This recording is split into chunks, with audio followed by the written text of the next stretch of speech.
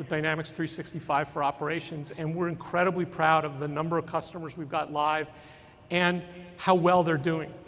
But rather than just have me talk about it, I'd like to actually welcome Grant Taylor on stage. So Grant is the Chief Operating Officer for Citta Design in Auckland, New Zealand. Thanks, Grant. Thanks. Hey, Mike. Thank you. And they've been live since July. Grant flew all the way here from Auckland, so I think a louder round of applause for Grant is probably worth it.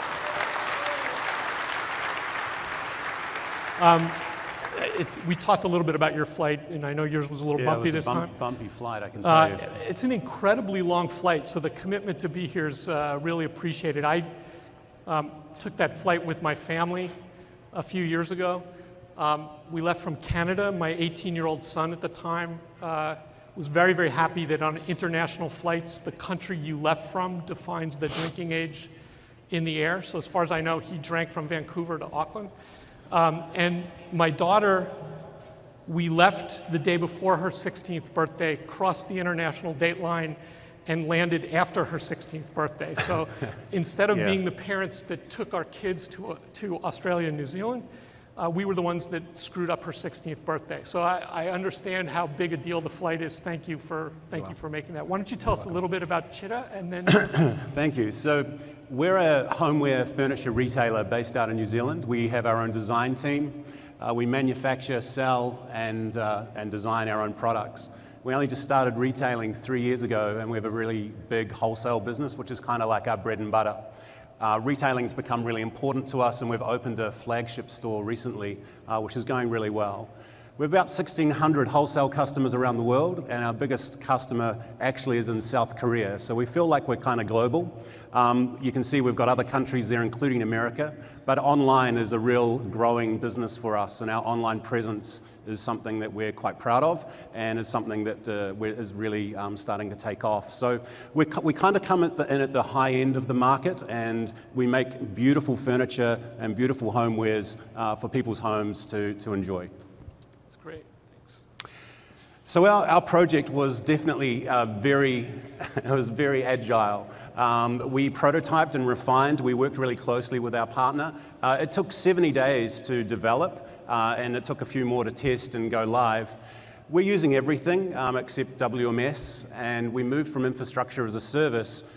We had strong change management, and we went live with a lot of functions that we really wanted to have, and we had a big bang cutover, so it all happened at once. And we had a very smooth transition. We had about 33 post-go live issues, none of which were major, and it left us in really good shape. We've been operational now, like Mike says, since actually late June. So we've been living with the system, and things have been going very well for us. That's awesome. So in addition to the commitment to be here with us today, you guys took a big jump, and you moved over 100 point-of-sale stations in 15 stores in one giant cutover. Kind of what were your sort of goals and expectations for moving to D365 and doing that? Oh, we had very humble expectations, Mike. We were actually looking for a single source of the truth. We wanted really good functionality. We wanted engagement at a POS level so that we could have better conversations with our customers. We're wanting to have real-time reporting, and I think any retailer will know that what you really want to know is you want to know where your stock is at any given time.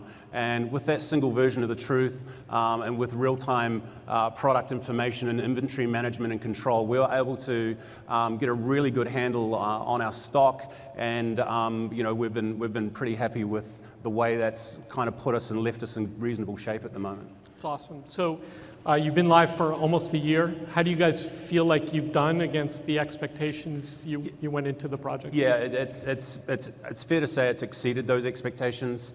I think we can wrap it up here. Yeah, well, I'm done. I'm done. No, it definitely has exceeded those expectations. The big thing for us has been transparency of information, getting better reporting out of the solution, being able to take the people who are in the business and drive them into not creating data on spreadsheets and having their own little empire that they control, but actually adding value by getting insight and doing things differently. So it's been really transformational. It's helped improve our processes. We've become more efficient. I guess a good example of that is we had one process that was very cumbersome. It took around 20 steps in the system that we had to place a purchase order. We now do that in 3.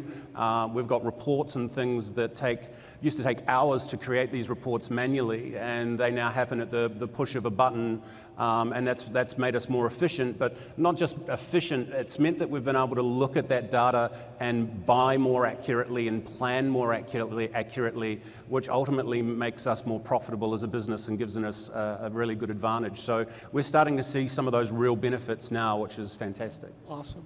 So for the people that are just sort of embarking on this journey, kind of one thing maybe that you think about that you're really happy you did, or one thing you wish you'd done differently?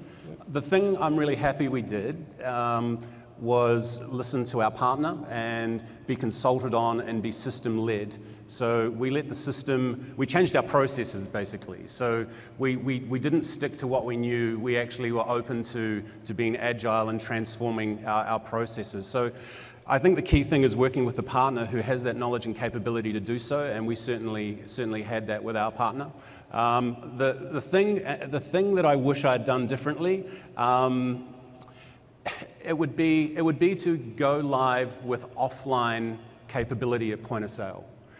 We chose at that time, due to high availability, to actually not go live with offline capability at POS, and we've now got that capability.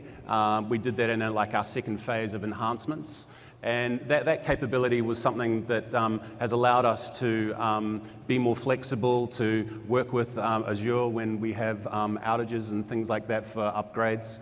I think the thing I would take out of that is offline.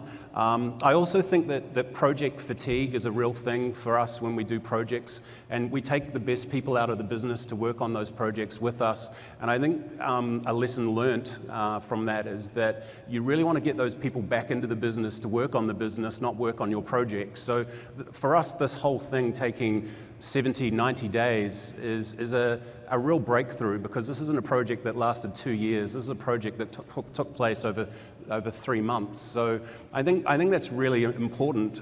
It's an intense 3 months because you're really working hard and you're focused, and the pressure's still there, but your team can get back into the business really quickly and start doing what they're there to do, which is help you grow your business. Awesome. So not only did you take a bet on a brand new product, but you moved your core business system to the cloud. Yeah. How was the transformation for your IT team? Yeah, this is a good question. So my IT team is 2 people. One guy's called Eugene and one guy's called Myson, and one of them does business intelligence and one of them does desktop support. And they were cool. They were really great with it. And I think for me, the metric that tells me that how good it was for the IT team is we're a design company. We like making beautiful products, and we have a great marketing team, and we focus on brand and we focus on design. And at our Christmas party, we have an annual awards, and the winner of the top employee for our business for 2016 was my IT guy. So I was pretty happy with that. I was kind of like. So, yeah. So empowering the IT guy to achieve more. There we go. I was like a proud dad. That's great. That's awesome. So other than the rain, something you've seen here that you want to bring back with you to the project? Yeah, look, there's been a number of things. We've got WMS, more CRM, and a bit of demand planning on the horizon. We're working on some stock taking work with our partner with an ISV solution as well. I think the thing that I will take back from this event is it really has validated our decision to do this. The roadmap session yesterday was inspiring, and there were some really great things that from a retail perspective, I know our business will be lining up to take advantage of. So Microsoft's commitment to the retail vertical is really strong, and I feel really confident that the benefits that we've got from putting everything we have in the cloud, so we have SharePoint, CRM, Power BI, AX Office 365. Our entire business runs in the cloud, and if anyone's ever in New Zealand, you can come and see me and I'll show it to you. It's not a bad place to visit. But the thing I'll take away from this is that it validates that decision and that risk that we took, and it turns out it wasn't that much of a risk, and we're really happy with where we're at. Awesome. Well, thank you for the partnership, and thank you for coming here to join us today. Thank you, Mike. Thanks, Grant.